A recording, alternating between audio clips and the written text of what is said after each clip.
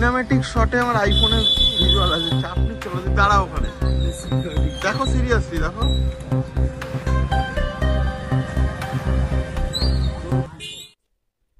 ৩০ বছর ধরে বাম জমানায় যে উত্তরবঙ্গ উপেক্ষিত ছিল, তারপরে উত্তরবঙ্গের আবেগ নিয়ে চিনিমিনি খেলেছে মমতা বন্দ্যোপাধ্যায়।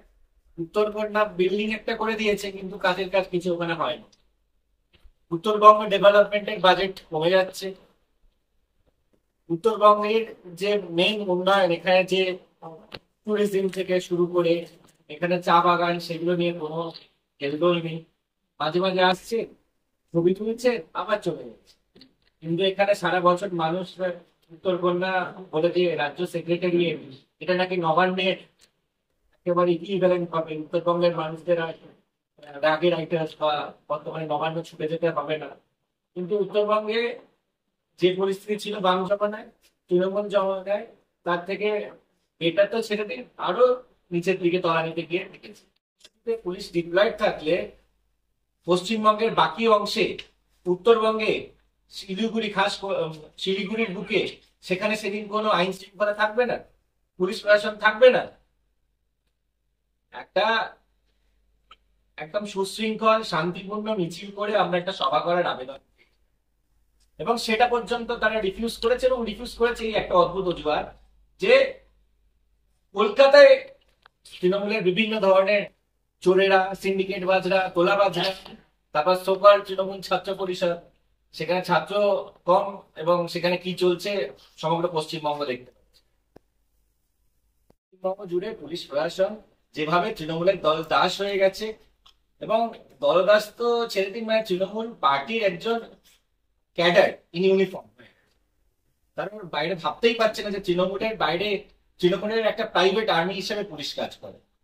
তৃণমূল নেতাদের সুরক্ষা দেয়, যে নেতারা রাতের অন্ধকারে চাকরি চুরি করে, দিনের বেলা রেশন চুরি করে, কখনো কয়লা পাচার করছে, কখনো গরু পাচার করছে, তাদেরকে আবার সিকিউরিটি দেয় এখানকার পুলিশ। আর সাধারণ মানুষের নিরাপত্তা নেই বলেই আজকে পার্ক স্ট্রিটের পর কামদুনি হচ্ছে, কামদুনির পর আরজিকর হচ্ছে, কখনো হাঁসখালি হচ্ছে, কখনো কালিয়াগঞ্জ হচ্ছে, কখনো মাটিগাড়াতে দেখতে পাচ্ছি, কসবাতে দেখতে পাচ্ছি।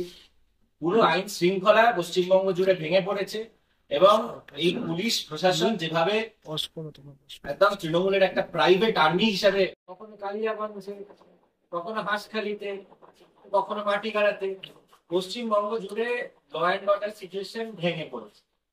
এবং এতটাই ভেঙে পড়েছে যে 21শে জুলাই আমরা যখন বলছি উত্তরকন্যা চলো কর্মসূচি নিচ্ছি, এবং রাজ্য পুলিশ, আপনাদের শিলিগুড়ি পুলিশ প্রশাসনকে আমরা ইনফরমেশন দিচ্ছি, তারা সেখানে কোনো ধরনের সহযোগিতাটা ছেড়ে দিন, আমরা এক্সপেক্টও করি না। গত কয়েক বছর ধরে প্রধান বিরোধী দল ভারতীয় জনতা পার্টির কোনো আন্দোলনে পুলিশ কখনো সহযোগিতাটা ছেড়ে দিন, সবসময় সেটাকে আটকাবার চেষ্টা করেছে। কিন্তু এখানে আটকাবার চেষ্টা করেছে তো করেছে, এনওসি রিফিউজ করেছে, উল্টে বলছে কি কলকাতায় 21শে জুলাই তৃণমূলের কর্মসূচি আছে বলে শিলিগুড়িতে এখানকার মানুষ কেউ আন্দোলন করতে পারবে।